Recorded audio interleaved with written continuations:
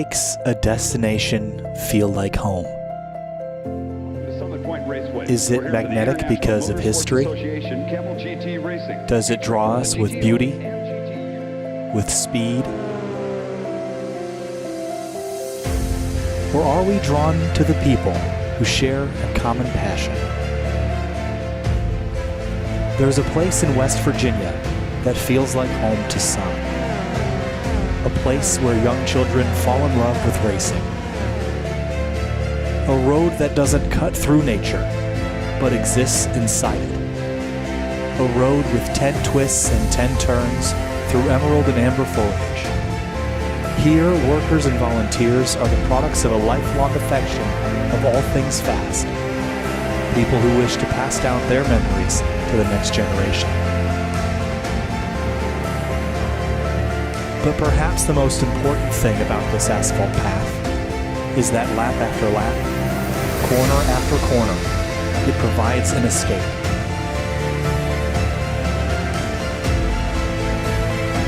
For just a moment, you become one with the machine, and nothing else matters.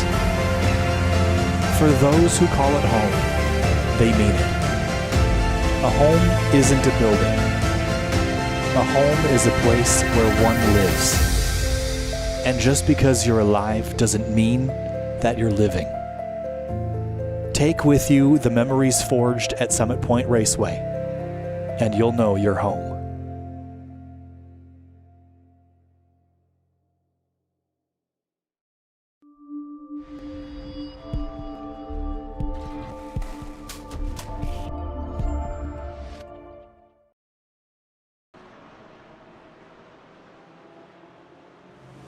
The Washington, D.C. region SCCA is all about having fun with cars at a grassroots level. There's nothing like a home-brewed race car at the local track on the weekend. But when drivers step up and move into a professional racing career, they must climb a multi-rung ladder of cars before reaching the top levels of racing in North America. For those in tin tops, GT4 is on that ladder. Tonight, the DC Region Virtual Racing League takes on the Summit Point Raceway in GT4 cars for round 4 of the championship. Hi everybody, my name is Kyle Heyer, joined by Connor Horn tonight for round 4 of the championship for the DC Region Virtual Racing League. Connor, welcome back. We've already been to Summit Point once this season. It was a multi-class race, a wild one indeed. This time, round 4, 2 sprint races with GT4 cars.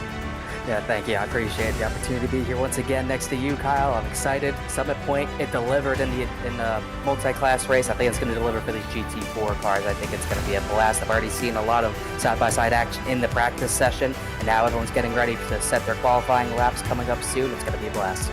Coming up soon, qualifying in just a moment. We'll set the grid. Of course, we've got our 2 sprint races. One is set by qualifying, that's race 1. The race 2 grid is set by the finishing order of race number 1. So qualifying for that first race coming up here in just a few moments' time. Last week's winner, winners plural, at Road Atlanta. Connor, it was a wild race. DJ Alexandra got one. Paul Darling got one as well. It's been a kind of a wild couple of weeks in these GT4 cars, but now we head back to Summit Point. This is a challenging racetrack. Let's quickly take a look at the track map here. It's all about that run down to turn number 1. That's your best passing opportunity here. Yeah, out of turn 10, you have such a long time, a long straightaway to get the slipstream, and you can use it any way you want. You might have to take a lunge into turn number 1. It's going to be very interesting to see what happens there, lap 1, and then out of 2. Got to be careful out of turn 3 because you go wide here in the gravel. And then the entrance to turn 4 important as well. Entrance to turn 4 incredibly important. That track gets very narrow. It's a furiously fast corner, triple-digit speeds, then down into turn number 5, the hairpin. That's a tight corner. It leads into 6, 7, and 8. That's the left-hander into turn 9, the flick to the right before a short straight down to turn number 10. Another good opportunity to set up a run onto that front straightaway. Time to go down to qualifying now and get some times up on the board. Cars are on the racetrack, and a happy birthday to Francois Brou in the number 69 McLaren, running a very French-looking number 69 car, and happy birthday to Francois. And currently on the racetrack right now, putting in his first of several timed laps. Open qualifying here as usual. So what that means, Connor, is that the track is going to be very busy. We have over 40 cars here tonight, so getting your own room to race is going to be crucial. One thing to note, I don't actually think we noted this at Road Atlanta, but it is open qualifying 15 minutes, but you can't run however many laps you want. You do have a 5-lap limit, so you can't just keep making runs again and again. Once you're on track, you got to make sure you nail your laps. Sure do. So there's Francois Brou in the number 69. Working his way through turns 5 and 6. Very tight racetrack. And Summit Point Motorsports Park, in the big course, as they call it here, the big track, it's suited well for a lot of different kinds of cars, Connor, but you don't see cars like this tackling the racetrack a whole lot now, at least in terms of professional racing. It's not a lot of professional racing calendars. So this is something new and different. Last week we ran the GT4 cars at Road Atlanta. That's a track that's used to hosting cars like this, but this track combination, this can feel very tight once traffic starts rolling around, especially lap traffic. So I expect this to be a pretty high-octane race, and I think qualifying is going to be pretty crucial here. Yeah, I think it's going to be really crucial. Road to Atlanta, there wasn't a lot of passing zones, but you did have a decent amount of room in certain parts of the racetrack to make moves. Right here at Summit Point, you got turn 1, maybe turn 5 if you're brave, and that's pretty much it. The entire track, you really can't go too wide very comfortably, definitely not 3 wide. Turns 4 to 9, excuse me, a really tight section of a track, and it opens up really only for turn 10, out of turn 9, through turn 10, into the loop in turn 1. You really don't have a lot of time to set up these passes, so it's very crucial to get a very good starting spot so you don't have to set up too many moves. Times going up on the board now, just over 25 of them have put laps down so far. A lot of discussion about the car choice as of late. We talked about it last week a little bit, the massive number of Porsches. Now, you were allowed to make one car choice prior to the car choices being frozen. You can still change, but you're going to forfeit all the points that you've gotten so far. You'll still note, Connor, that there are a lot of Porsches. A couple drivers have made the changes to the McLaren. There's a couple BMWs out here as well. But I think, this week, I don't think the car choice is going to matter quite as much, at least in terms of the straightaway speed. I still think the Porsche has the advantage in the tight and twisties, and we see that now. Caleb Patry on top of the board, Robert Porter in second in the bright yellow Porsche. The top running McLaren is Jack Chrissy in the number 6, similar to last week at Road Atlanta. Yeah, one thing we noted a lot last week with the McLarens is that they just did not have the rear downforce to get through some corners, mainly turn 5 at Road Atlanta. We saw multiple drivers spin out in that corner, entering that corner, just not having the rear downforce to turn into the corner. I believe some of these McLarens, like Jack Chrissy, might have even spun twice in both races. So it's something to note for sure. It's a high-speed corner, that turn 5. And it's kind of downhill as well. And there's not going to be really a corner that can rival that. The only thing I can think of is maybe the entrance to turn number 4 could catch people out if you're not careful in the McLaren. But I don't think that's really going to come into play too much. Here's Ryan Kristoff in the number 46, SCCA competitor. He's run his Honda CRX in STL before, and he's out of Michigan and has been very successful in SCCA racing in the past. And right now choosing the BMW M4. This is basically the polar opposite vehicle to his very lightweight, I think it's about sub 2,000 pound Honda CRX. So this is a big difference for him. Running 13th right now though, and I believe also the highest running BMW, one of only 2 that I believe are here in the field tonight. Yeah, Kristoff and Sly Stafford, the other one, Stafford down in, Sly Stafford, excuse me, who's down in, I believe, the 22nd position or so. So we didn't see a lot of BMWs last week, and we will continue not to see them. I think we might actually have 3. Travis Trussell is also in the BMW, so at least 3 for sure, and they're definitely not popular, and it is for a reason. They weren't as good cornering, but there really isn't too big of a difference. They do have, I believe, if I'm not mistaken, they do have a straight line advantage, but you're not going to be able to see that much. Correction on the Ryan Kristoff car, it was in GT Light, not STL. I knew it was wrong, I just couldn't remember what the correct classing was. But yes, Kristoff in GT Light. Very lightweight CRX that car was. So Ryan Kristoff down to 14th now. Caleb Patry still at the top of the board. So where are the drivers that we're used to seeing towards the top? Kyle Herbst, DJ Alessandrini, Paul Darling, Andrew Pallotta. They have all not yet turned laps in this race, which is interesting to note. And here is Sam Scott in the number 37. We've seen him typically run very similar pace to Paul Darling in the past, but in this GT4 category, it's been a bit of a learning experience, and last week got caught up in a collision at Road Atlanta. Yeah, he had a number of issues at Road Atlanta, just trying to get his bearings down in this vehicle, and just was not able to get the handle of it by the second race's end. So we'll see if he can do a little bit better this week. That nice little livery here, trying to get around. He kind of went off, I believe that was out of turn 5. He was trying to regather himself to start a second lap. His first lap's going to be dirty, so he'll try to go again. He's got 4 more cracks at it. Yeah, this car looks really unstable, and it looked like this last week for Sam as well, and for the handful of others. You noted the lack of rear downforce in the McLaren. Also didn't seem like it was taking bumps very well, so it seemed like it was kind of hitting the bump stops on the suspension and then just getting very squirrely. Definitely was not as forgiving as the Porsche or BMW were. And I think in contrast, the BMW, I've heard it described as being robotic in a sense, where it doesn't really feel like a car in some instances, whereas the Porsche you can kind of throw around and it responds in a bit of a more predictable way, and I think that's going to help. But Jack Chrissy goes third quick, and look at this group of McLarens, starting with Adam Kobach in sixth. There's a group of 4 in the rest of the top 10. That's good to see. Yeah, this is one thing we saw a lot of at Road Atlanta. A lot of people packed up and trying to get a lot of slipstream off of one another. Really don't want to do that at a track with tight corners like this, because you need room to get in and out of these corners because of how tight a lot of these sections of tracks get. So I don't think you really want to be right next to someone. That slipstream can help out of 10 into turn number 1, but that's really the only place you want to be behind someone. Here's Ken Halseal, the number 23 Porsche Cayman 718 GT4 Club Sport. Rolls out on the racetrack for his first attempt. Paul Darling is sitting on pit lane and waiting with DJ Alessandrini, both of those drivers in Caymans. They were the ones that kind of ran away with things at Road Atlanta as they kind of peak out now and are getting prepped for their qualifying effort. Typically the ones to beat Connor. I don't think it's going to be any different tonight. They roll out now as a group and might pick up Ken Halseal in the process as well.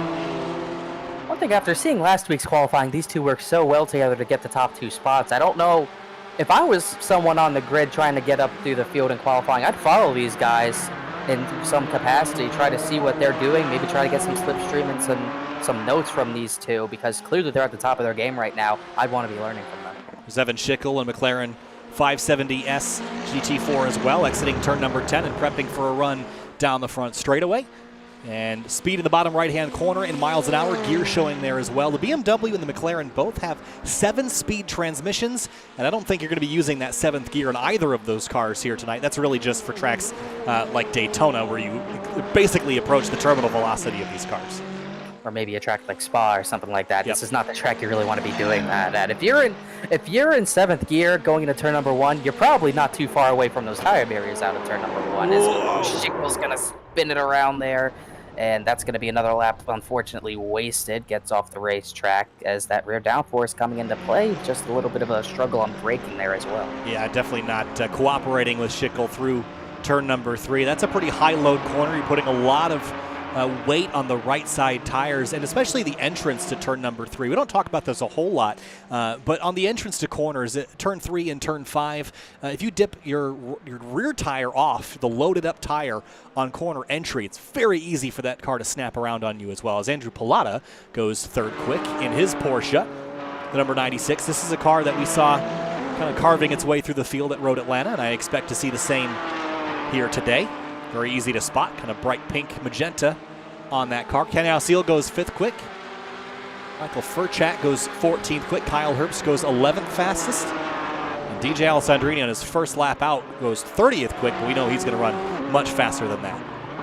One thing I was noting as we were looking at the spin out of turn number 3, you can see how dirty turn number 3 is. So many drivers in practice have been going into that gravel trap that is just off the exit. You can see the effect it's had on the racing surface. So a lot of drivers overusing that curb, going past that curb, and you can see how dirty the racetrack is. Yeah, let's ride on board here with Kyle Herbst. We'll get a good view of that as we come up out of turn number 3. We'll circle it for you on the screen and point it out, because you're not going to need the circle. If you get off track here and into the gravel, I mean, look at this. Look at all this on the racetrack. It is a huge mess, and that will decrease the available grip.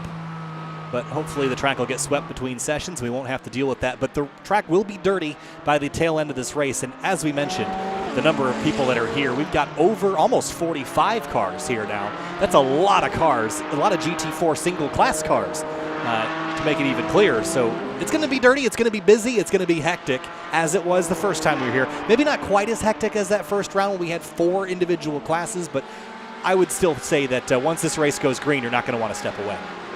No, definitely not, as we saw how crazy it could get in that multi-class race. And really, I'd say we'd be expecting chaos. It is a tighter track than Road Atlanta, but I was expecting a lot more lap 1 chaos at Road Atlanta, and we had incidents here or there, some multi-car incidents, but really no really big incident at the front. Everyone was kind of minding their P's and Q's. So a tighter track might see a little bit more chaos, especially at a turn 3 where there's less grip out there. You're going to see a lot of drivers still overstepping that boundary, going to that gravel trap, and then how tight turns 4 and 5 get, who knows what's going to happen there. We'll just have to wait and see. So fascinating again that Paul Darling, Ken Ausiel, DJ Alessandrini, Kyle Herbst all waiting, and Evan Schickel for that matter, all waiting for the track to clear, and it's going to do good things for Paul Darling. He goes to the top of the board, a 112.5. Not for long, though. Ken Ausiel does a 112.492, and it seems like the track is almost clear. They're the only people on track right now, save for John Williman and Darian Taggart. So this seems to be the strategy, is just wait for everyone else to clear the racetrack, Connor, then you get clear track to yourself. Yep, that was a strategy last week. Alessandrini and Darling went to the top of the boards with that, and they were looking to do the same this time, but Kyle Herbst is wide, and that'll throw his final lap away as he's able to save it. Pallotta coming out of a final corner now. He's going to see what time he can get. He's a 112.79, has him 5th. Not a lot of slipstream this time. See if he goes faster. Just barely. He won't gain a spot out of it, though. Yeah, 112.745 for Andrew Pallotta. Other drivers on track. Darian Taggart, we mentioned. There he is, running Tom O'Gorman livery. That's off of his Honda S2000 that he runs in the real world. Tom, a multi-time champion and a handful of SCCA Autocross championships. And a 4-time winner in the IMSA Michelin Pilot Challenge. Tom is currently training drivers to drive military vehicles in Kentucky, of all things, which is probably the first time that he's ever done that or driven something like that before, so that's kind of fascinating. Yeah, that's something for sure. I was not aware of that, so yeah. That's pretty cool. Yeah, he shared some picture of some massive military truck and said he was training people to drive those things. I go, you got to make sure you trail brake those and tip them in for the apex out there in the desert, but pretty cool stuff. DJ Alessandrini goes to the top of the board by 81 thousandths of a second with just over a minute and a half remaining on the clock. And Travis Trussell in that BMW. I think you mentioned him earlier. He's out here in the M4 giving it a go. I don't know if he's going to have enough time to get around for another lap. A minute 20 left on the clock. I don't think he's going to be able to get another time. I think he might be on a lap. I'm not quite sure, but if he is on a lap, this is going to be his only lap. Darian Taggart's also got another lap or 2 in him. Through turn 5 and turn 6, Trussell warming up those tires. He's going to get, well, yeah, as you mentioned, you're not going to get to complete this lap because as we've seen with the heat racing format, you don't get the cool down. So I think this is going to be a mistake by Trussell. He probably thinks he's going to get another lap, but he will not. Either that or he knows he's going to start at the back of the grid. Either way, it looks like Alessandrini, Ausiel, Darling, and Morgan Burkhardt are going to be your front 4. Andrew Pallotta, Patry, Schickel, Chrissy, Herbst, and Sam Scott, the remainder of your top 10. And I think Trussell is not intending to get a lap out of this as he's very slowly creeping past or to the start-finish line. The only one who's going to be on a lap here is Darian Taggart. He's coming out of a final quarter to complete it. No draft for him. He's down in 27th right now. See if he improves on his final lap coming to the line here. Cross the line, and is it an improvement? It is No. Not a 114.341. He'll be disappointed with that, I'm sure. All right, checkered flag here in qualifying for the DC Region SCCA Virtual Racing League. Things will tip over to the race here in just a moment, and it's time to bring you the first of our 2 races here this evening. So as we head down to the racetrack in just a minute, we'll bring you your starting lineup. It's going to be approximately a 10-lap race. This is going to be about a 12-minute run from green flag to checkered flag. On the left-hand side of your screen is going to be the starting lineup for tonight's race, gridded by manufacturer, or at least that's in the timing and scoring tower, gridded by qualifying time. 6 Porsches, then 2 McLarens, and another Porsche McLaren rounding out the rest of the top 10. Interesting to note that the first BMW is in all the way until we get down the order past 25th position into 26th. That's Ryan Kristoff that'll be leading the BMW crowd. One thing I'm going to note here, Murphy Nichols, who is pretty fast. I think he had the skirmish last week with Colin Daner, and he is not qualified for this one. It's put him dead last 44th on the grid, so I know he's got a lot of pace to be in the top 10. So yeah, Murphy's sitting this night out, Connor. He's just watching this evening, so he will not be running with us. But otherwise, we will have 43 drivers here, and it looks like a handful are not going to actually take the grid. Adam Crandall, Sly Stafford, and a handful of others. Well, it looks like Crandall did join, so did Stafford. Waiting on Mark Labance, Darian Taggart, and Jeff Baker to join the grid before we turn them loose. Here's a look at your weather for tonight's event. Have a look. 74 in the air, 109 on the racetrack. That's not particularly cool, Connor, so watch those tire temps, especially with that middle sector being so technical. And it's going to get only hotter to sim time 11:30 in the morning, so that track temp's only going to keep rising as the sun gets a little bit hotter. The day gets a little bit longer here. I'm wondering how that's going to affect these drivers, especially with all that dirt and debris out at turn number 3. See if that can even have any remote effect on a lot of these drivers. I don't think it'll affect Alexandra guys at the front as much, but guys battling side by side through some of these corners, it could get hairy. So time to go racing finally here at Summit Point Raceway in Summit Point, West Virginia. Summit Point has a population of approximately 53,000 people, constructed back in 1970. Used a handful of times in the Camel GT Championship, as you saw in the intro. Paul Newman ran many of his early career races here at Summit Point Raceway as well. And again, if you missed earlier, I'm Kyle Heyer, joined by Connor Horn. Time to go racing here at Summit Point. DJ Alessandrini on pole in a Porsche. Hausiel second, Paul Darling third, Morgan Burkhardt in fourth.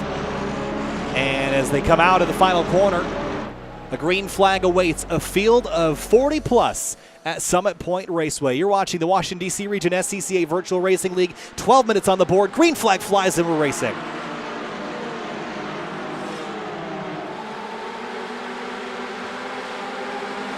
Down into turn 1. Alessandrini leads on the binders. Car slipping in the background. Robbins, Jeff Barlow get into it. Everyone tries to skirmish through. Just those two go spinning off. One more goes sliding off course as well. I think other than that, we're going to get everybody through. That's good news. As we head up to turn number 3, it's Paul Darling out front. Where is DJ Alessandrini gone? In front of him. Oh, he's up front. I have a setting to tweak. So we've got more than my allowed cars in view here. But Alessandrini leads the way down into turn 5 for the first time. There's Pilata in 6th place now. But all in all, a pretty clean start besides the one spin that we saw with Will Robbins. But sweeping on through, jump those curbs here, Connor. You got to get aggressive while you can still pass. Yeah, you got to do everything you can to pass early. This is how as packed up as you're going to be other than maybe the start of a second race. So you got to get everything you can right now. One car off the background. I think that's Michael Furchak that has found his way off course. End of lap number 1. One car running wide. That's Morgan Burkhardt in the number 2. Kind of the red, white, and blue car sitting in 3rd. Hausiel right behind him. Going to chase him over to the left on the front straightaway. Group of McLarens in the background hunting down a Porsche. There's Caleb Patry. He was very fast in the opening stages of qualifying. Leaning on Ken Hausiel. Hausiel gets the side. And more contact. Oh, Andrew Pilata gets into it as well. The pack comes storming through. They get off racetrack. They kind of drive each other off the racetrack in frustration as everyone tries to get through. Yeah, that's going to crush Ken Hausiel's night. That's got to be a frustrating moment. Kind of got run into and then just got worse from there. So that's a frustrating moment. Here's Marcus Montenegro in the number 71. That is the McLaren. And then here comes, I think it's for us, Barzinji, or is that Todd Rushing that's going to go down? It's Rushing in the yellow and black McLaren. Look how packed up they can get out of turn 5, and here comes Darian Taggart up the inside in that livery, trying to get through there. Gets a good run through these turns here as he's going to make that pass on Barzinji. Yeah, Taggart started this race in 27th. He's up to 16th already, so making a lot of ground in the early moments here. Good climb. What a frantic first couple of laps as everyone just tries to find room to race. John Jenkins goes off. Well, he's way off. Wow. How did he find his way out there? It's all the way out in the forest. I did not even know that was possible on a track like this. Here we go. All by his own, on his own here. I think he's just, you see the car take a bad bounce, gets into the grass, and whoop, up over the berm. Ooh. And that's just not a normal slide. That's going to do damage to the car and everything. Yeah, not a normal slide for sure. This car was pretty well torn up now.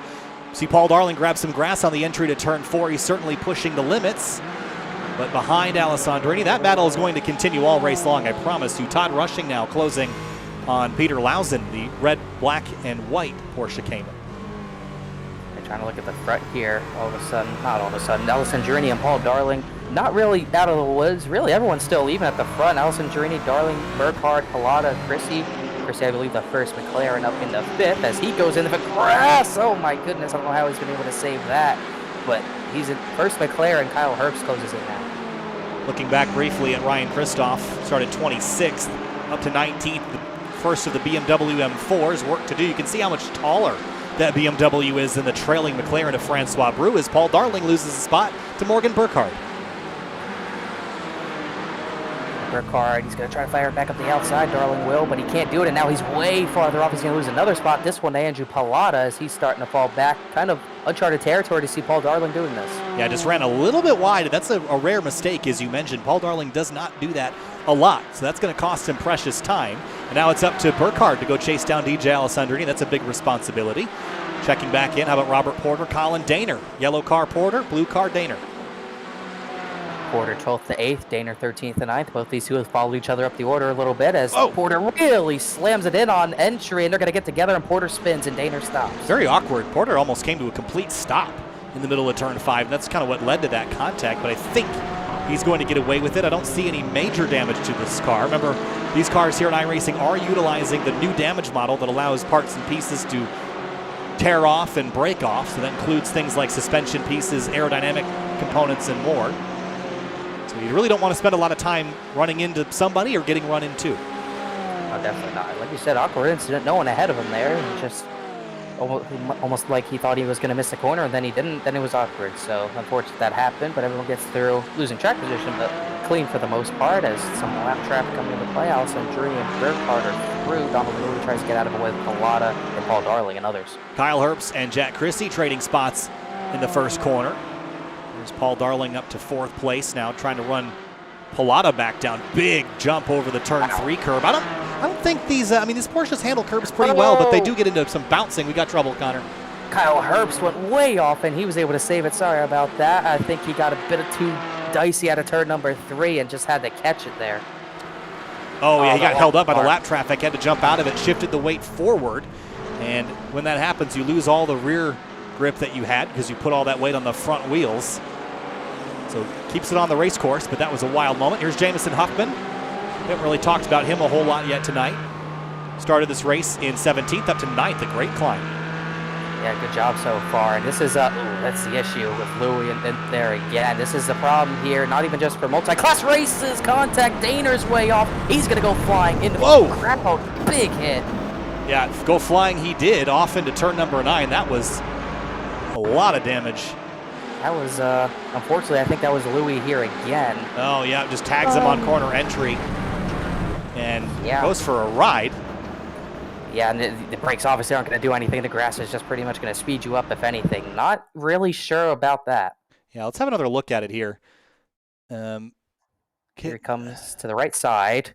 Yeah. And here comes Louis. Yeah. He's just going to tag him. Turn right. Not much to do about that. Don't really see any reason for there to be intent. Louis was involved in something on lap 1. Another spin out of turn 3. Marcus Montenegro's gone around. Yeah, that's trouble spot for Marcus Montenegro in the number 71 McLaren, so he'll continue. There's a great battle. Look at this. Faraz Barzinji, Ryan Kristoff, Robert Porter, and more. There's the 44. Barzinji's going to go around in turn 5. Oh, gets clobbered. That was Michael Furchek who got into him, who's already had trouble today as there's debris on the racetrack. Now kind of saw that coming with that gaggle of cars there. Oh! This is Ken Alseal, and who had already had trouble before. What happened this time? We got to go back a little further to find. There's all sorts of dramas here. And it was turn 3 again, a big trouble spot, which we kind of expected here. Battling up ahead. Is it going to be up ahead? Oh, yes, it was. It is. The 18 car. Matthew Sisson turned around, catches out Ken Alseal. This is a night to forget for him. And meanwhile, with all that happening, there's still battles on the racetrack. Adam Kovac defending from Huffman and trying to attack on Schickel. Schickel slips. Here comes Huffman to the inside, or tries to at the exit of turn 2. Nowhere to really go there as these three under a blanket for this 8th position now, as I think that's Colin Daner, and he was not on a lead lap, so not for a position, but these three wrapped under a blanket right now. And here's Jameson Huffman on board with him. 17th to 10th, and being very tentative on the brakes. Now going to try to go the long way around in turn number 5. I like that move because it puts you on the inside for turn number 6. Can he squeeze down the inside? He can. Textbook move. That was really key of him to do that, wrap the outside, and Kovac just did not have enough room to be able to kind of shut him off there into the next corner, so really good move there. As trying to see any other battles up at the front. Battle for 4th, battle for 3rd, excuse me, I think it just ended. Paul Darling's gotten back up into the podium. Yeah, moving back forward after his slip up in turn one a number of laps ago. But Morgan Burkhardt has lost about 2 seconds to DJ Alessandrini, so no change up front for now as we move back to 15th place. Here's Ryan Kristoff. Robert Porter trying to build a run here, jumps in the slipstream. Both of them trying to chase down David Stern, just a little bit ahead of him. That BMW has the advantage here usually, but not looking too strong here into turn number one. The Porsche here is Robert Porter is going to go to the inside, harder on braking, brave on braking, I should say. He's almost to the inside of Stern. Yeah, that was a little too deep probably because Kristoff was able to build a run on corner exit better. The other thing with the BMW is it punches such a big hole in the air that the Porsche can slot right in and get a massive slipstream off of it. So there is an advantage to being behind the BMW in terms of straightaway speed. Kristoff to the outside talked about how dirty that racetrack is. It is covered in dirt, gravel, and sand at the moment. All sorts of dramas here. And turn three specifically, Porter slow. That's going to hold up Kristoff now, or excuse me, Stern slow. That will hold off Kristoff for Porter. Looking back up at the front, Morgan Burkhardt under fire. Paul Darling is storming back to the front with a vengeance, and he's got the slipstream. He's going to go to the outside. Lap car gets out of the way. Burkhardt going to force him the long way around as Andrew Pilato waiting to see if they get into it with each other. Into turn one, Burkhardt on the inside, Darling on the outside. Burkhardt outbrakes Darling. Darling crosses over, and that was almost a touch. He jumped on the brakes to avoid the contact. Here comes Pilata now to driver's left to take the spot back. Fierce fight for the podium here in the DC Region SCCA. And Darling's not going to like that because he had the over-under pretty much set, and Burkhardt pretty much just parked it on exit. Burkhardt goes wide out of 3 as everyone else is doing. Burkhardt kind of parked it so he couldn't do that over-under, and it gave Paul Darling no choice but to hit the brakes. Aggressive on the binders into turn number 5. I think Darling is a little quicker than these two, but he has not been able to complete the pass. It's been a combination of a little bit of a messy drive tonight by Paul Darling, as well as some good defensive driving from Morgan Burkhardt. Darling right on the rear tailpipes of Andrew Pilata. This will be a good slipstream opportunity down that front straight. It is an incredibly long front straightaway that gives you a lot of opportunity to tuck in behind and let the front car do the work of pushing the air out of the way. You're going to see that again here, and Pilata will likely go defensive. Here he goes. Not much else he can do but go defensive, but does Paul Darling get even more aggressive? He's going to dart left and right. Pilata will. Darling's going to force it to the inside here. Into turn one. Darling on the brakes a little bit later. Does he overshoot? He does. But here comes Pilata back to driver's right, and that's going to be a drag race to turn 3. As we're on the last lap, things are going by quickly here, Connor. Sam Scott defending the 6th position from Kyle Herbst. Meanwhile, these two at the front battling for a crucial podium position. Darling, he's going to get the spot here. Wide out of 3 again, but it doesn't matter. He's got the position. So Darling back into 3rd and back up onto the podium. All this happening about 3 seconds behind DJ Alessandrini.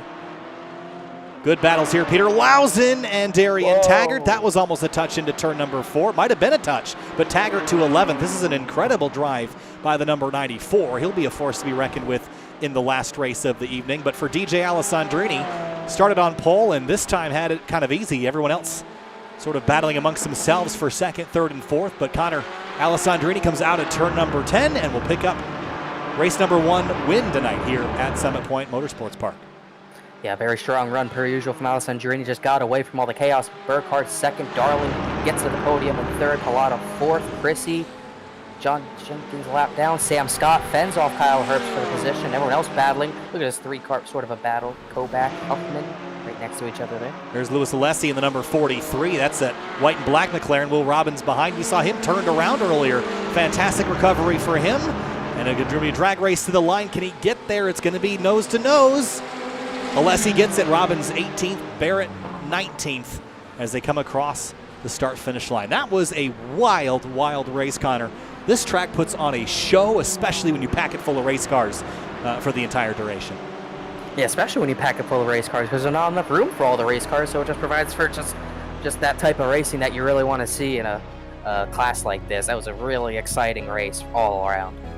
Very, very exciting, and it's not going to be very long until we see our next race. A short warm-up period will follow. We'll take a deep breath for a moment. DJ got that one easily done. How about Morgan Burkhardt, though, putting in the work at 2nd place in that race? That was pretty well done. Andrew Pilata in 4th, Jack Chrissy and a McLaren in 5th. That was a strong run for him. Darian Taggart, impressive run up to 11th in the number 94. Another driver with a lot of autocross experience, much like the driver we talk about a lot, Tom O'Gorman. So seems like the autocrossers had a pretty good night between Darian Taggart, DJ Alessandrini, Paul Darling, and more. So 5 minutes now to decompress here, Connor. Your thoughts? I want to see a lot more. Per usual, I've been loving this so far, and it was just really interesting to see how hard these drivers are pushing it. One thing I'm noting, even though there's all that dirt in turn 3, it's not stopping drivers from going into that gravel. It's kind of weird. There's no runoff from curb to gravel, really, and everyone's just forcing the issue. It seems like there's not a lot of grip being lost once you go out there. I think everyone's just preferring to use as much as you can without getting the left sides into it instead of just avoiding it altogether. Yeah, that red line there, this is all off track. This is all gravel here. And you can see on the racetrack here highlighted in green, this is all gravel that's collected on the racing surface. And every time you go through, you can actually see at the apex of 3 as well, there's some gravel. So it's going to get very, very slick throughout the rest of this night. We've seen a lot of drivers lose control there.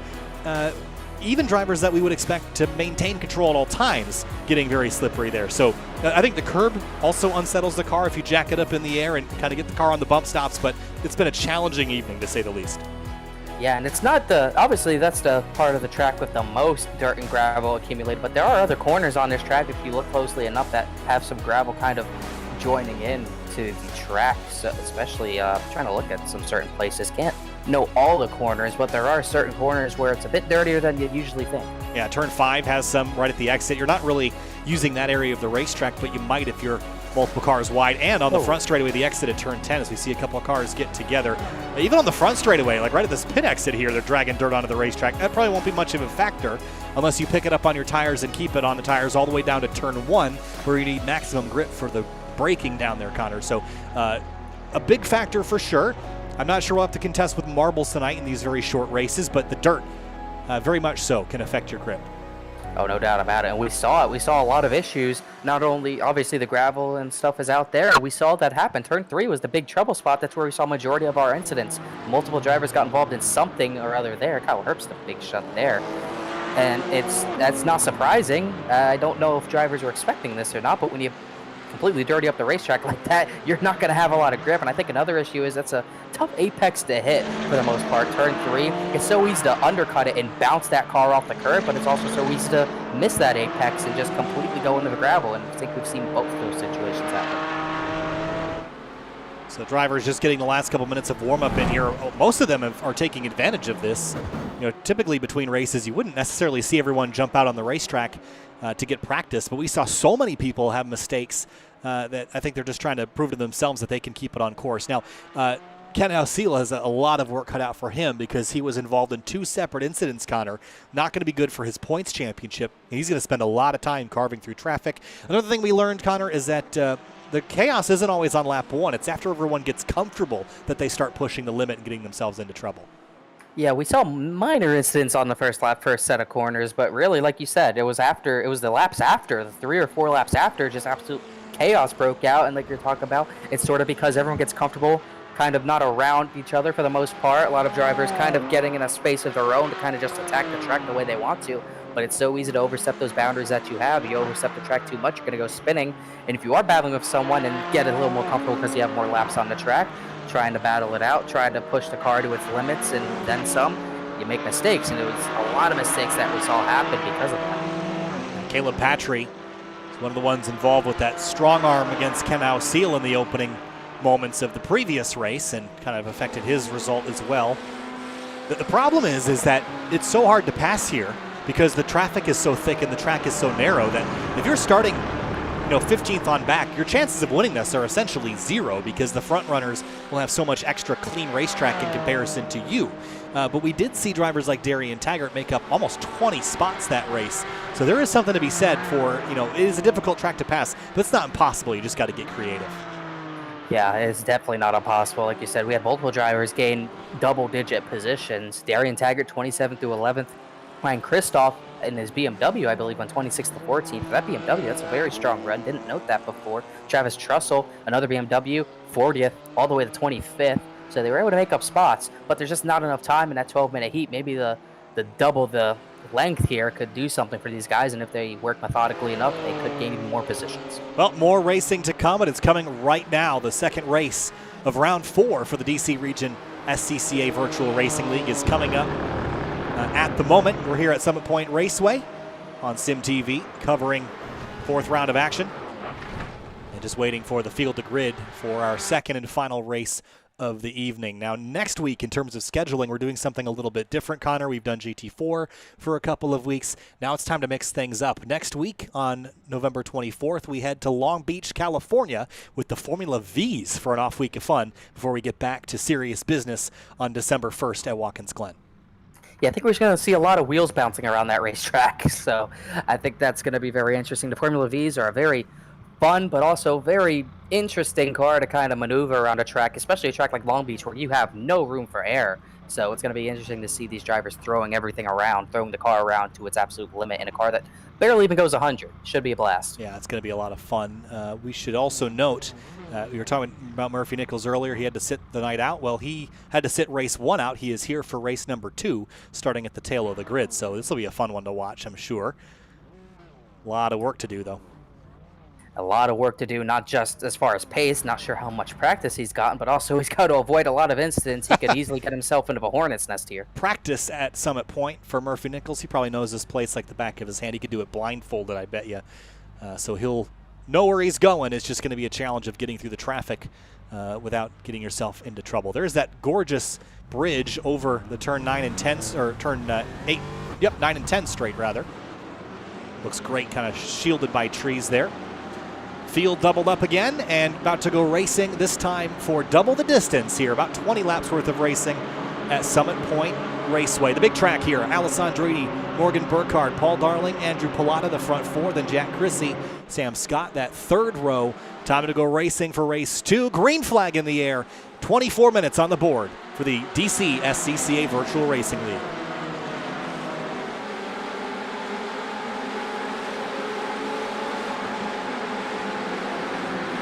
Nice clean start by the front runners here. More trouble in the back though. Oh, big crash at the back of the shot. A whole bunch of cars involved. Patry is one of them. And that was a big one, Connor. I'm not sure what even happened there for us. Barzinci, Brandon Hook are all involved in it. Meanwhile, up at the front, that was a huge shunt car. Went flipping into a tire barrier. Everyone gets through. Battle for second up ahead. Live. The battle for third, excuse me, is going to be side by side through 4 and 5. Burkhardt and Pilata. Into turn number 5. Now Pilata's on the inside, Burkhardt on the outside. Now the positions trade. Oh, that's real dicey. Oh, trouble. McRae and Roseberry around. A big crash in turn number 5. Multiple cars in the grass. Wow, there is everybody's off in turn number 5. 4, 5, 6 cars. Another car further back than that. And Jack Chrissy is turned around now. And Burkhardt's been turned around from the podium position. Not sure what happened there. Everything's been kicking off now. Wow, this is dramatic. A messy ooh, wow. Let's have another look at this. So Burkhardt was battling with Andrew Pilata and avoided contact here, but did he get hit from Chrissy from behind? Did he lose control? He just slips. He slips all on his own, collects Chrissy, and they spin off to the inside and thankfully don't collect anybody else, but that's going to hold them up a lot. As the front runners get away, they're already through turn 1 once again. Here's some more side-by-side, more trouble. This time it's Kristoff and Taggart. I'm not sure what happened there, but they got to be careful right in the middle of the field, and everyone's coming on to hit them. Cars going into the grass to avoid them. Really, no one's safe right now. Multiple drivers having issues after they're going 3 wide through turn number 3 just about. Oh, boy. Well, race 1 we thought was a little messy. There goes Will Robbins off in turn number 3 and straight off the racetrack. But this has not been, Murphy Nichols also collected. Not been a great one, that's for sure. And oh my gosh, and they're still so packed up through turn number 5, 2 by 2 by 2. Everyone just can't get away from each other. Yeah, look at this as they roll through turn 5. This is a battle all the way down for basically 17th. Cristobal Rodriguez in the 36th, and Michael Furchak, Colin Daner, Ryan Kristoff with a damaged car, Francois Brou following, seeing all this out the windshield. I don't want to see this out my windshield. This is just not the sight you want to see, and he's probably seen this for 2 or 3 laps already. Trying to look through the field. Colin Daner, he actually started from the pits and he's avoided everything. That's in the back for 26th. Everyone's still trying to kind of find their bearings here and just figure out how to even stay on the track. So moving back forward, here's Kyle Herbst and Sam Scott. How about Sam Scott? Talked about him earlier, struggling in practice, but started 6th, running 5th, and looking for 4th right now, the back of that number 89. They tried to note him. I think he did finish 6th in the last race, so he had a good run, all things aside, as he's going to go for an even better finish this time, battling for 6th with Kyle Herbst last race, and now they're going to go to battle again for one spot better. So things have calmed down for the moment. Here's Colin Dana, Ryan Kristoff, and Rodriguez fighting for position. David Stern there on driver's left. He had gotten turned around. It is still a hornet's nest for about 15th on back. Brendan Hook spun, and he's on the exit of, really in the 8th, on the very outside of 5. Whoop, more contact on the into turn 6. That's the 19, Donald Lee. Involved with that. Minor damage there. How about Dennis Barrett? Haven't chatted about him a whole lot tonight. 19th up to 8th, and a nice clean-looking FAF-inspired Porsche running inside the top 10. That's a pretty good climb, I'd say. It's a very good climb, especially in 3 laps. Was able to avoid the chaos, and he's been able to get to the top 10 while doing it, although he's got to fend off Jack Chrissy, who's going to go to driver's left here to the outside in turn number 1, trying to hold it around. Not going to get too much room. Car off behind him. That's Lewis Lacey in 10th, just completely missing the corner. Yeah, just missed it. He'll pull back on track. Here comes Chrissy with a fantastic run out of turn 2 and into turn 3 up the inside. Not close enough, but Barrett overshoots, slows him up, and Chrissy will get a fantastic run here into turn 4, and they're going to go drag racing into turn 5. Not quite. Chrissy thinks better of it. I love that self-preservation move. You've got 19 minutes left. You don't need to push the issue this early. Oh, Adam Kovac had a bid slide. He's going to go off in turn 5, defending from the lap car Murphy Nichols. I think it was Louis Lacey. I might have misspoke there. Excuse me. But Kovac with a big moment. Able to not lose too many spots, though. Chrissy and Barrett continue to fight for 8th place. This is a really solid battle inside the top 10 at the moment. Chrissy trying to play to the strengths of the McLaren, which is really top-end speed. Barrett's got a little bit more maneuverability, but you see him drag that tire off course. He's pushing it maybe a bit past its limits and making good time doing it, but struggling to carry exit speed. There's still a few drivers going off in the back, but yeah, that exit speed is so crucial at a track like this, especially going into this corner. He's got to hop the curb, not getting too much room there. So you just got to really be careful now. You've seen so many people go off at this point. If you keep it on the track, you're due for a top 5, I would think. And there's Colin Daner getting by Wojtek Hadjsek. Ryan Kristoff in 15th. We mentioned Kristoff had finished 14th in race 1. He had that spin earlier in turn 1. Here he is recovering and about to pass for the position that would tie him with his first race result.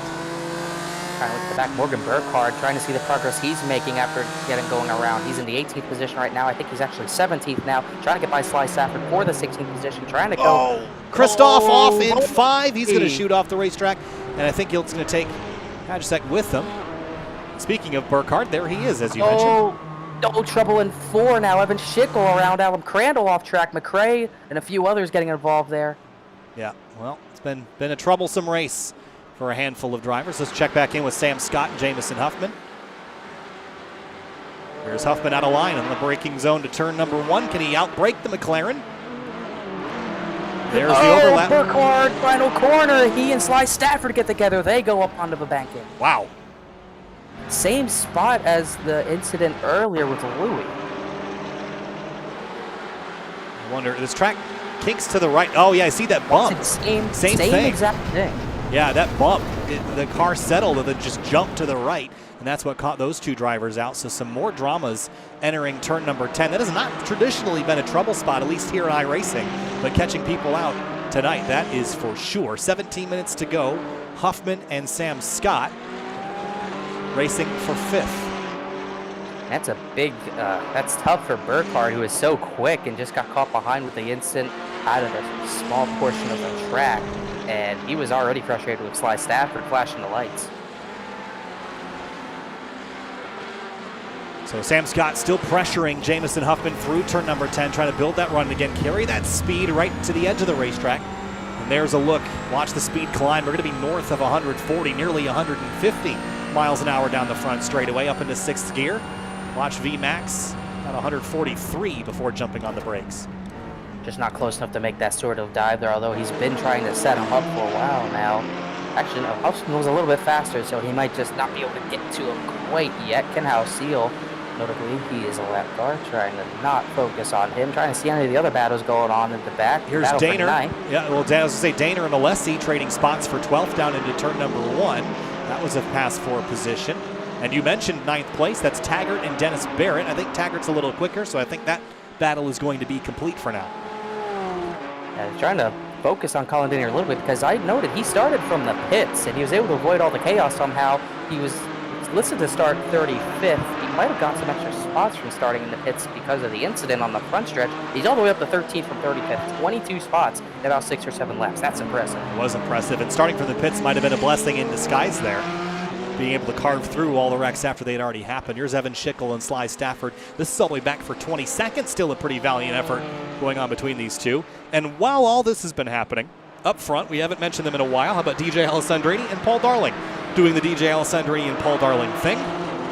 Well clear of Andrew Pilata running in 3rd. And how about this for 7th? Chrissy and Lausen. To the outside, got a bit of a better run, but just not the position you really want on the outside. Might try the over-under. He will try the over-under. Chrissy sent it in the hot. Has to let off a little bit on exit. Lausen trying to shove it to the outside here. Going through turn number 3. Going to be tough to go too wide here. Maybe another over-under. He's going to think about it. He's going to do it here. Yep. Brakes a little early. He's going to build that run, get on throttle a bit quicker than Chrissy. But now where do you go? This is a challenging corner to make a pass in a car this fast. So you have to lift on the entrance to 4.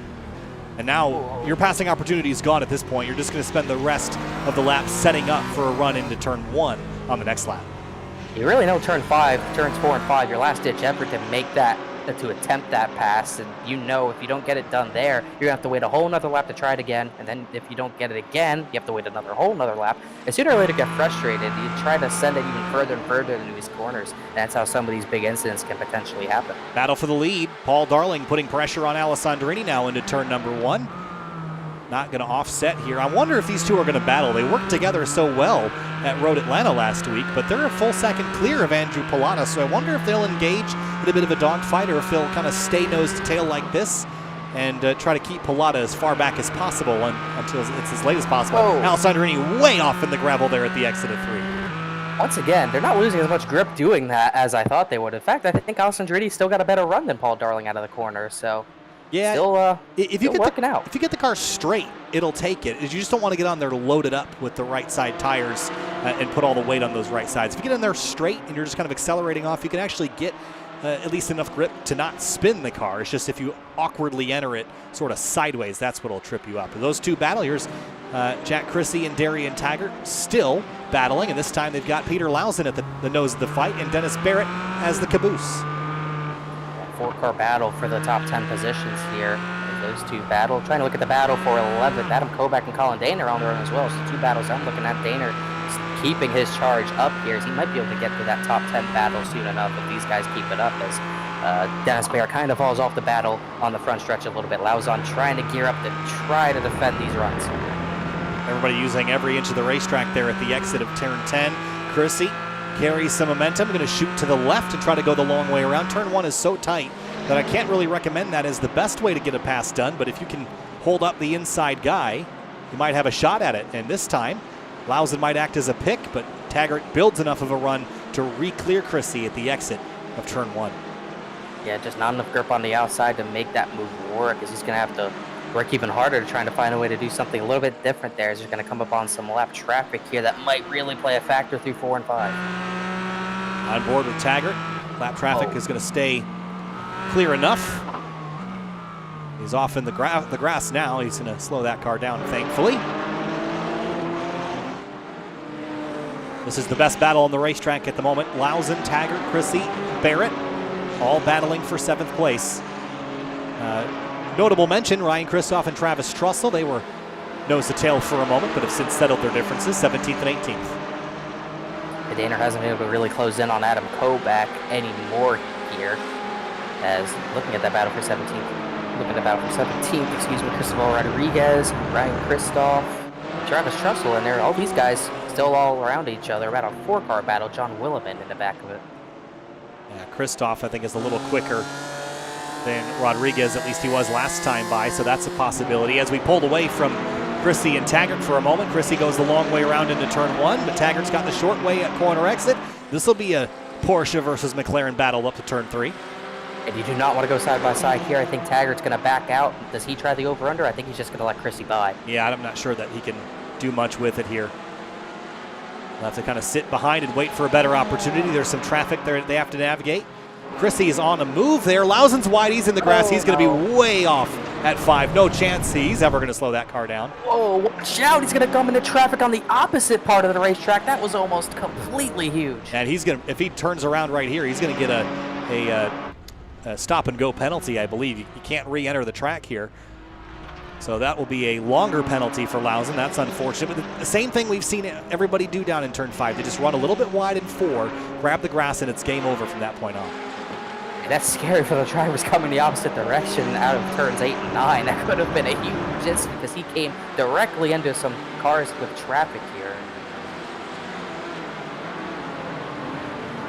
Chrissy defending down the front straightaway. Taggart weaving and wobbling over from left to right. Bringing Barrett right back into the mix here. As you see, I think Lausen has hit pit lane to serve that penalty that we were expecting. Again, if you go off in turn 5 and you slide to the other side of the racetrack, you have to re-enter back on the side of the racetrack that you spun from. You can't just cut the track. You will get a penalty for that. And a slide. Whoa, that was an amazing save, but unfortunately it's going to cost him a spot right there. Meanwhile, at the front, the battle for the lead's getting closer and closer. Alexandra getting reeled in by Paul Darling lap after lap, and he's just about 2 or 3 car lengths away. Watch this. Jack Chrissy runs wide up there onto the gravel again. You see him loaded up on those right side tires. Big wobble back to the right. That was a fantastic save. Props to Jack Chrissy. That was a crash that didn't happen. Yeah, that was definitely a crash. I don't know how he's able to save that. That sideways in these cars, that is so difficult to do, but he was able to make it happen. Alessandrini, Paul Darling still running nose to tail. Becoming ever more clear of Andrew Pilata. So I think in a couple minutes, this will be game on for Paul Darling. I think he's been playing nice. Maybe just learning a thing or two. Both of them run wide at the exit of 3. And this is the planning stage here, Connor. This is when you're planning 5 steps ahead in your game of race car chess, because you're only going to get one real opportunity, and that's if DJ allows it to happen. He's going to be very defensive once Paul stops playing ball. I really thought they'd gap Pilata here by a little bit more. I think Pilata might have even gained a little bit this lap. Almost look show Alessandrini the nose there, showing, hey, I'm here, let's race. And they're going to get to it a little bit sooner than I think they probably want to. Pilata's not giving it up. Pilata's actually, as you mentioned, I think he's gained about a half second this lap, so whatever it was, he's found some pace to work with. Now down the front straight again, DJ's going to go defensive. He's feeling that pressure, 8 minutes to go, and here comes Darling for the race lead. And this is what Pilata wants. This is going to get him even closer into the battle. He was about half a second faster than Alessandrini. Darling with the advantage into turn number 1. He's going to have to go around the outside. Not a lot of grip out there. Alessandrini throttles up, but they're going to stay side by side. Yeah, if he can keep overlap here, I think Paul Darling stands a good chance of completing this pass because he'll have the inside for turn 3. But you got to be fully alongside. If you're not fully committed, no, see, DJ breaks early and allows Paul to have it. I think DJ could have fought that, but he wanted drivers left this time through turn 4. And this is exactly what Pilata wants. Just like that, he is back in this race. Alessandrini trying to go to the right side, maybe can't do it. He has to break early, maybe gear up out of turn number 9 and 10. Has to wait until then for another opportunity, and Pilata is there. 3-horse race for first place here at Summit Point Raceway. Paul Darling, now the new leader, DJ Alessandrini and Andrew Pilata, the front 3. They all battle amongst themselves with now 7 minutes to go, and this is just getting started. Well, Paul just got the lead, but I don't think DJ is any slower. I think it's just circumstance that puts you out front when you're as close as these guys are. It's gonna get interesting because they should have a little bit more lap traffic to deal with. Mark Mullen not too far up ahead, David Sturr, John Williman, which are all battling for their own positions inside the top 20 for the most part. So if they get into that by the end of this race, it could get even more interesting. Kyle Herbst right at the top of this camera shot is smelling blood in the water. If those 3 start to tangle, and we've seen that happen, and that could open up the door for someone entirely not involved in the battle itself. So that's interesting to note. Also to note, Colin Daner is officially in the top 10 after starting unofficially 35th place. I think he was actually further back than that. So that is a very impressive drive by Colin Dana. Yeah, it's mega impressive, all the way to the top 10 from somewhere like that. Starting from the pits is usually not an advantage, but I think it definitely played into his favor today, no doubt about it. But regardless of what played into his favor, he's drove a crazy race, and he's had massive pace. There's Furchak down the inside of Louis Alessi. Grabs 12th place away. Alessi in the McLaren 570 SGT4.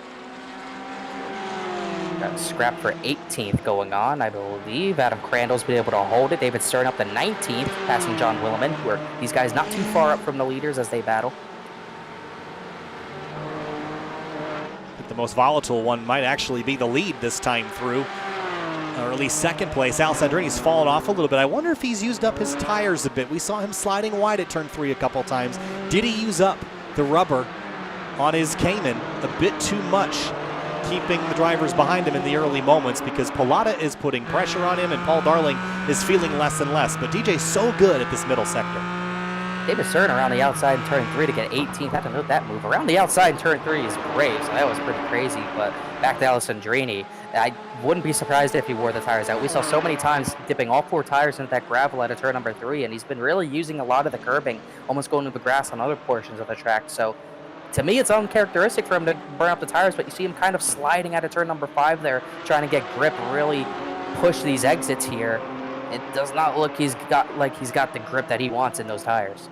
To your point about the outside pass in turn 3, by the way, that turn 3 is one of those corners where if you're going in side by side, it's really whoever is more daring, right? Because if you're on the outside and you're willing to trust that guy in the inside line, you can carry a lot of speed out there and pinch that guy on the inside and really prevent him from passing you. On the inside, you have a responsibility to leave racing room. But if you're a little bit ahead and you can slide up in front of them on corner exit, you can have it on the inside as well. So it's very circumstantial, and how much bravery you've got behind the wheel. Crash in front of the leaders, 2 cars tangle, 1 car runs wide. I think that's Paul Andrews in the 42. He got a bit of a boot. Let's have a look. That was 4th position as well, the 31st position. Mark Mullen, who was involved in that, gets out of the way. The 3 leaders, no harm, no foul there. Ooh. They all continue, and that was not even really remotely close. Yeah, you can see the damage to the right rear of that car. That is going to be terminal damage, unfortunately, for that number 42 Porsche Cayman. Looking worse for wear for the moment. Yeah, that's a shame, because he was running his own race in 31st, but running his own race, running clean after the incidents in earlier, and just really, literally nothing he could do there. Todd Rushing, Sly Stafford just traded spots for 25th place.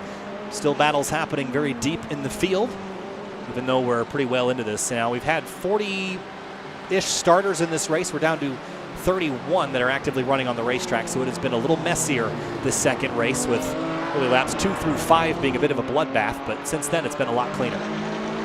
One person we haven't talked about, Jameson Huffman's been all on his own in 5th place with a strong run. Started in 9th, has made his way up. Darian Taggart and Jack Christie still close to each other for that 7th position, also another thing to note. But meanwhile, even closer, Darling and Alessandrini and Pilata converging on each other once again. Yeah, they're still about 3/10 separated, but this battle for 25th has been mighty entertaining. Whoa, is they going to have a little bit of contact there into 5. Stafford and Rushing, they're having all sorts of fun back here. Let's make it even more entertaining. Let's get some fenders beating and banging on each other, as it's going to be the BMW getting well away here through the slower part of the track, which is kind of uncommon for the BMW. Yeah, that's Sly Stafford driving it well. So all that happening a long ways behind the leaders, more than a lap behind them, but here comes Pilata with a run on Alessandrini through turn 7, 8, 9, and now some lap traffic to make things spicy, and we're expecting 2 laps to go this time by, so we're getting down to the wire here, Connor. Yeah, I just do not think Alessandrini has the tire to do anything. He had a big slide. I think that was out of turn number 6. He just couldn't get the power down, slid the tires trying to stay on track. I just don't think he has it. 2 laps to go here at Summit Point Motorsports Park. Darling sees a line of race cars. One of them is going to pull out of the way. That is John Willeman. That's going to go a lap down and gift Darling the opportunity to pass, but he will gift the same opportunity to Alessandrini and Pilata, whose time is running out. Car wide in front of the leader. I thought Darling was going wide as well, but that was the exit I believe he did want. Maybe a little bit of a distraction, Crandall was, but no harm, no foul. Alessandrini flashes the lights. As Travis Trussell, I believe, who also has to get out of the way of the leaders. He'll stay drivers right here. Not where I expected him to go, but he gets out of the way the same way. Yeah, blue flags are not compulsory. You don't have to pull out of the way, but it's a gentlemanly thing to do. when the leaders are coming and you're not directly involved in the battle, and especially if you're several laps down, no reason to fight it. Just pull on over and allow the leaders to get through. So coming now to the 20th and final lap, this time through, Alessandrini's a half a second back. He's going to need a bit of a miracle here, and it's going to require a mistake from Paul Darling, and both of them are wide at the exit of 9. Alessandrini went wider. I think he was copying Darling's every move there, and Pallotta hasn't put really many wheels off. He's all over Alessandrini now, just can't make the move, but Alessandrini just not even close enough to make a move on Paul Darling. Here we go, white flag this time by.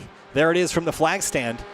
And Darling's Alessandrini's a long way back, over half a second, now about 4/10. Headlights flashing, he knows his opportunities are dwindling into turn 1, braking later and later, but just 2 to 3 car lengths. That's a big gap here at Summit Point.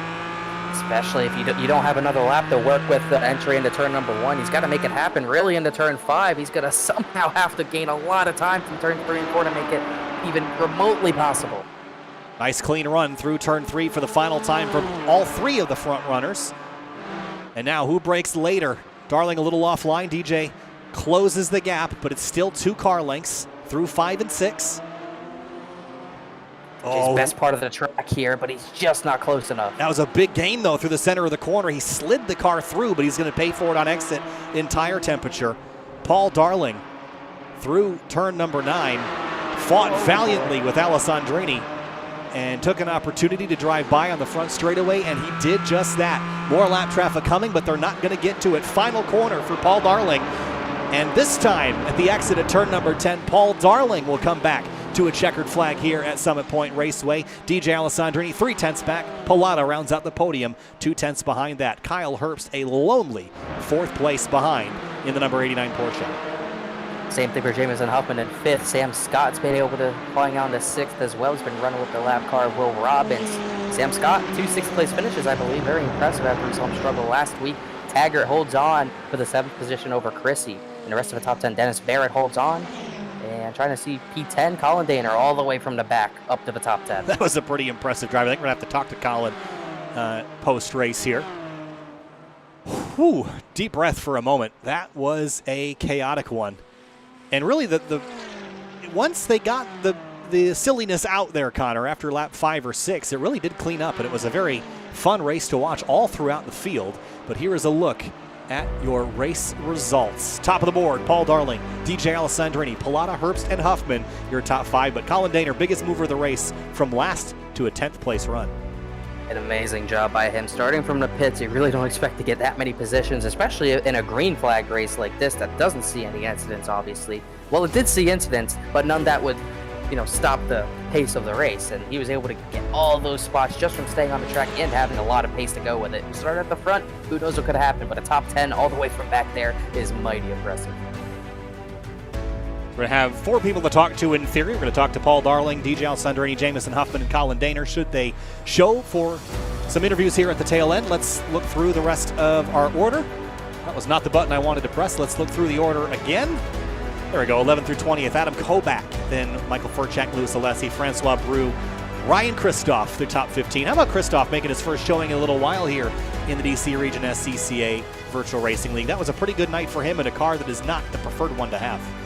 I was about to say, in the BMW, no less, like nice top 15. I think he was close to the top 15 last race as well. Looking at the other finishers, David Stern 17th, Adam Cradle down to 19th, Ken Alseal just got caught up in a few too many things to stay up at the front or get to the front, just rounds out the top 20. Moving on down, Will Robbins, John Williman, Peter Lowes, and Murphy Nichols. How about dead last to 24th? Regardless of the incident, that was a pretty solid run for Murphy. He'll finish P24. Todd Rushing had a great battle there with a couple drivers. Sly Stafford he was fighting with, so they had a fun fight regardless. And here's a list of drivers that had a bad night, at least in race number 2. Mullen, Andrew Schickel, Roseberry, Porter, Hadjasek, Sisson, Burkhardt, and Barzinji, all with troubled races towards the tail end here. We've got a handful of drivers to talk to. Let's start with Jameson Huffman, who finished in 5th in the number 989. Man, what a wild race. P5 for you, man. How was your night? How chaotic was it from your perspective? Very chaotic, I would say. There was start of the feature race was pretty bad. I think there was one pretty much closed the entire track, and I think there was another later on that first lap. And about lap 12, someone came flying from 5 and I think I jumped T8 from the rumble strips back onto the track, trying to not get taken out. But other than that, it was a very quiet race. Kind of a home track for a lot of people from the DC region, SCCA Virtual Racing League. Coming back here, though, we've already done this track this season, albeit with a different car and track combination. Does this place kind of feel like home? Is this a more familiar racetrack for everybody, and is that why it gets so aggressive out there, or is everyone kind of wants to win at their home track for the region? I think it's kind of a mix. Everyone knows it, and everyone really wants to push it here. And also, these GT4 cars are really bad on cold tires, especially the more looser setups. Like, I was running a very stiff setup, and I was stepping out still a good bit too. It's just kind of the way that you have to drive these cars to drive them quick, so it's pretty easy to get caught up by them, especially lap 1. Well, Jameson, a really solid run. Started 9th in race 2, finished in 5th. So a 9th and a 5th, 2 top 10s. Congratulations, and hopefully we'll see you next week at Long Beach in the Formula Vs. Good luck to you.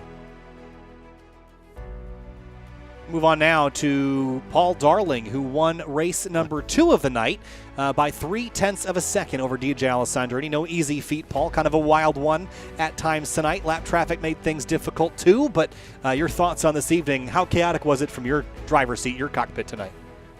No, extremely chaotic, but now I was watching through the mid-pack and it seems calm. Calm in comparison to what was going on back there. Yeah, it was kind of a messy one in the mid-pack and beyond, but from your perspective, you obviously rode Atlanta last week, working together with DJ to qualify. That strategy has worked pretty well to put you up front, but when do you know it's time to go in these races? You guys seem to at least work together for a little bit to kind of break away, but once the gloves come off, how long do you plan to have to deal with DJ? Because he's a pretty tough nut to crack. Yeah, you don't get, especially at this track, you don't get too many opportunities to make an offensive move, since there really is only one spot to initiate on the front straight. And that race, I only had the one opportunity there. And I had to take advantage of it and make the move. All right, luckily Paul. I was able to. Well, congratulations. It was a really solid run. 3rd and a 1st tonight. Not bad at all. And I guess hopefully we'll see you next week with the Formula Vs at Long Beach. Best of luck. Yeah. Thank you, Kyle. Thank you, Connor. All right, moving on now to DJ Alexandra, race 1 winner.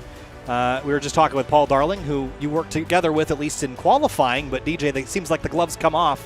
With about 10 minutes to go in these races, he was pretty tough to hold off in race 2, but you did do it in race 1. Take us through your night. Yeah, I mean, Paul was fast all night. He was really fast in practice, and I only out-qualified him just because I was fortunate enough to be in his draft. So Paul was definitely the one to beat tonight. He had great pace, and I think in race 2, I might have been able to hold him off, but my setup was pretty aggressive on the tires apparently. I had about a 6% difference in tire wear to Paul. I'm sure some of that has to do with driving style as well. But on these cars, 6% is a lot, and I was having trouble getting power down out of 8, which led to Paul being able to attack me on the front straight, and led to him kind of driving away. Yeah, a fun battle to watch up front at times. It was a bit messy in the mid-pack there, DJ, but thankfully didn't have to negotiate too much of that. Long Beach next week with Formula Vs. That's something different. You're going to plan to be there? Yeah, I'll plan to be there. I haven't really driven a Formula V, so I'm not a fan of Long Beach, but I think that car-track combo should be good for some laughs. Good for some laughs. Good for a checkered flag tonight, though, for DJ Alessandrini. Gets the race 1 victory. DJ, we'll see you next time. Yep, thanks, guys. All right, Connor, wrapping things up here from Summit Point Raceway in Summit Point, West Virginia. A wild night of racing, as always, but I love these GT4 cars. So much fun to watch. Yeah, it was a blast to watch. The racing was impeccable. It was a little messy here and there. Had a little bit of attrition come into play, but all in all, there was a lot of great battles through the field in both races, especially at the front, the 3-horse race, Paul Darling, Alessandrini, and Pilata. It was really nice to see Pilata up there. He was able to have a lot of good pace, especially at the end of a run. Almost had Alessandrini for the second step on the podium, but just not quite, as those three were in a league of their own in race 2. Huffman, a lot of great stories. Sam Scott with a really good comeback run. Obviously, Daner from the back. Trying to look, Will Robbins had a good comeback. A lot of drivers had a lot of good runs when it wasn't looking too good. So it was really interesting seeing all of our racing, and I'm very excited for the rest of this season. More racing to come. Lots of weeks still left in the season. It's Long Beach with the Formula Vs next week, then Watkins Glen with the GT4s, VAR, Hungaroring with the GT4s as well, December 8th and December 15th. Then it'll all finish up on the 22nd of December with the Indianapolis Road Course and GT3 racing. Thanks so much for watching. You've watched Sim TV with the DC Region Virtual Racing League. I'm Kyle Heyer with Connor Horn. We'll see you next week at Long Beach, California for the Formula V race, round number 5.